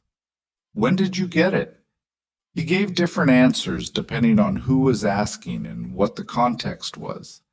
Some answers were simpler, some were more complete. But the honest answer, the one he gave the therapist, the one he gave himself in the dark, was that he had understood it in 3 stages, and none of them were the stage you'd expect. The first was not the empty hospital bed. The empty bed had been shock. And shock is not understanding. Shock is the moment before understanding, the body's way of creating a space in which something can land. The second was not the audit or the arrest or the boardroom. Those were consequences. They told him the cost of what he'd done, and knowing cost is not the same as knowing wrong. The third, the real one, the one that went all the way down, was the moment in the recovery room at Harrington when Lucia had said, "I decided what kind of person I wanted to be when this was over." Because in that moment he had understood for the first time that he had never once asked himself that question. Not once in 41 years. He had asked what he could get, what he could build, what he could keep. He had never asked what kind of person he was in the process of becoming. And by the time you stop asking that question for long enough, the answer has been decided for you by the accumulation of everything you chose not to look at. He had looked away from Lucia's sacrifice and called it her devotion. He had looked away from his mother's greed and called it family loyalty. He had looked away from Viviana's calculation and called it love. He had looked away from himself most of all and called the looking away strength. That was the understanding, not the cost, the mechanism, the specific way he had built his blindness, brick by brick, over years, until it was so thorough that it looked from the inside like a clear view. He was not done understanding it. He suspected he would not be done for a long time. The last scene he would carry, not the last thing that happened, but the last image that settled into the place where settled things go, came on an October morning, 2 years after the night in the emergency room. He was picking Elena up from Lucia's apartment. She was walking now, or something adjacent to walking. The aggressive, forward-leaning locomotion of a toddler who has decided that upright is the correct state and is committing to it without full command of the mechanics. She met him at the door, which is to say she appeared behind Lucia's legs when the door opened and looked at him with her resting business face. And then something resolved in her expression and she reached both arms up, which was what she did when she wanted to be picked up, and he picked her up. She smelled like the specific warmth of a child who has just had breakfast. He had learned this smell, and it had become one of the most reliable things he knew, in the way that certain sensory things become reliable.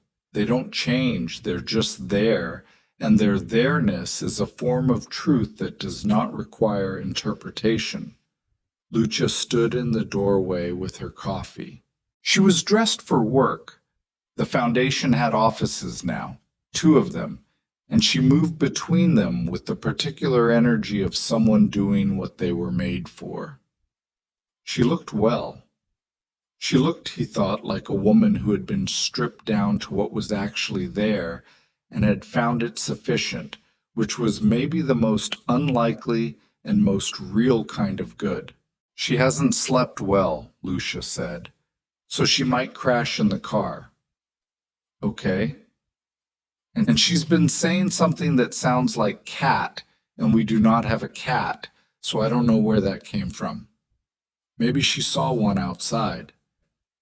Maybe, Lucia looked at Elena, who was inspecting the collar of Dante's jacket with scientific thoroughness. She has an appointment Thursday. Harrington, follow-up. I'll send you the details. I'll be there. Lucia nodded. She looked at him for a moment over the top of her coffee cup with the clear-eyed attention. There was no charge in it, no grief, no unsettled anger. Just the look of a woman who has organized herself around what is real and is operating from that place. Okay, she said. Have a good day. You too, he said. She went back inside. The door closed, not loudly, just closed, the ordinary sound of a door doing what doors do. He stood on the landing with his daughter on his hip. Elena had concluded her examination of his jacket collar and was now looking out at the street with the focused alertness she brought to everything, taking in the October morning with both eyes fully open, cataloging. He looked at her, looking at the world. He thought about a wedding ring in a jacket pocket, about a cup rinsed and turned upside down in a drying rack, about a woman who had called him 3 times from an emergency room, and on the 3rd call heard a woman laughing before the line went dead, and who had then, in that same hour, made 3 calls of her own and begun the quiet work of saving herself. I thought about the kind of person he had been, and the kind of person he was still, imperfectly, daily, in the small decisions rather than the large ones trying to become. Elena turned from the street and looked at him. She patted his cheek with one open hand, the gesture she had developed in recent weeks. Not a strike, not a pet, just contact. The assertion of presence. Here, real, mine and yours. He held her. Okay, he said to her. Let's go. She looked at him with the business face and then, apparently satisfied with whatever she'd assessed, looked back at the street. He carried her down the stairs and into the October morning, and the morning received them without ceremony, the way mornings do, without judgment, without memory, without any awareness of what had been paid to arrive at this ordinary moment in this ordinary light, on a sidewalk in a city full of lives going on in all directions, each one carrying its invisible cost, each one finding its own way through. He walked. The street was full of the sounds of a Tuesday.